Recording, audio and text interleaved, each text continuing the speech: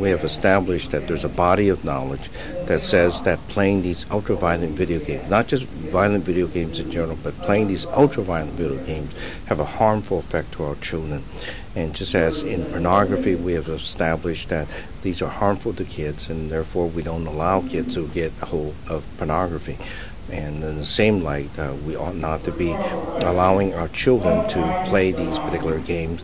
One of the ways to do that is to prevent them from going to a store and purchase them.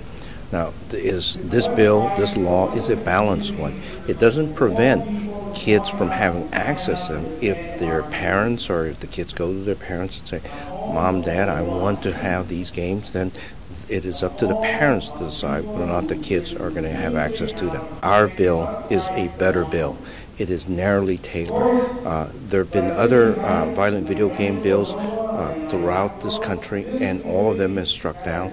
Ours is different because it's narrowly tailored. It is not against all violent video games. It is these interactive first-person, third-person shooter where when you push a button, you are literally chopping off someone's head like a minority, like a woman.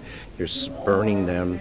You're setting them on fire. So those are the things that we're really trying to prevent, for these kids to overlearn these behavior and start doing it themselves, and then to be